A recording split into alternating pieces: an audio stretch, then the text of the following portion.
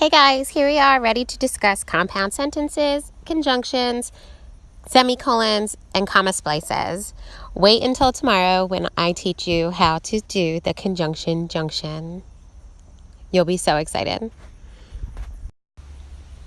A compound sentence is simply two independent clauses or simple sentences combined. This seems fairly easy, but there are two different methods that you can use to combine them correctly. We're going to go over them right now.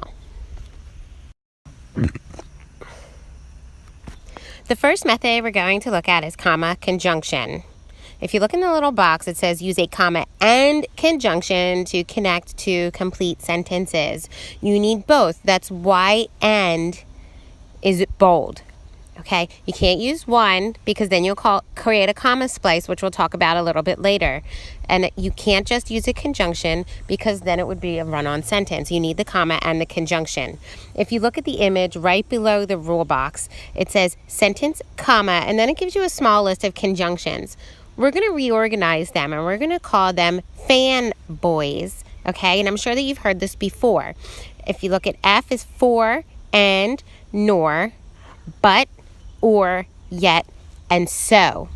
Because when we're writing and we're getting all our grammar great and everything looks wonderful, we're so hot, we need a fan, boys. And if you thought that was funny, stay tuned for tomorrow when you see the conjunction junction. The next method we're going to look at is a semicolon. That's the dot with the comma underneath it, not the two dots. The two dots is a colon. All right, so we're looking at the semicolon, the dot and the comma, okay? They link two closely related sentences, so they have to be closely related. Right? So when you're using a semicolon, you can either just use a semicolon, or you can use a semicolon and a conjunctive adverb or a transitional phrase. Okay, there will be a list of conjunctive adverbs directly under this video. And a transitional phrase, you already know this, comma or semicolon as well as, semicolon however, and we're going to look at exactly how to implement that in a sentence. The first example we're going to look at is the simple use of a semicolon. Some people write with a word processor, semicolon. Others write with a pen or pencil. Notice the relationship between the sentences. One kind of bounces off of the other. This is the correct usage. They can't be two completely different sentences, but we wouldn't combine those anyway.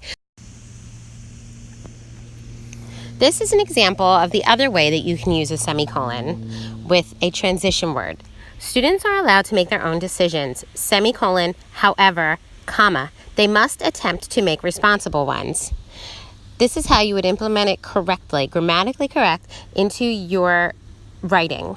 You would also use this format to include conjunctive adverbs, and you'll be able to find a list of those directly under this video. And now the dreaded comma splice. A comma splice is when you combine two simple sentences or independent clauses with a comma, and that creates a comma splice. This is grammatically incorrect. Essentially, you're creating a run-on sentence. So there you have it. You've completed lesson 2 of sharpening our grammar skills. We are going to navigate over to the class website and complete the homework assignment for combining sentences. Be sure to refer to this video. If you need any help, be sure to look at the reference underneath the video that shows you conjunctive adverbs, and this will also be submitted through Google Classroom. Have a great day, guys.